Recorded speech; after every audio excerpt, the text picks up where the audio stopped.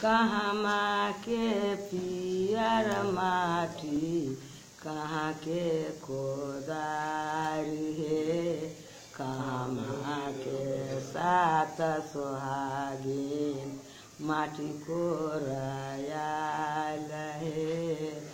कमला के पियर माटी मणि के कोदार हे, जनकपुर के सात सुहागिन माटी कोरायल हे।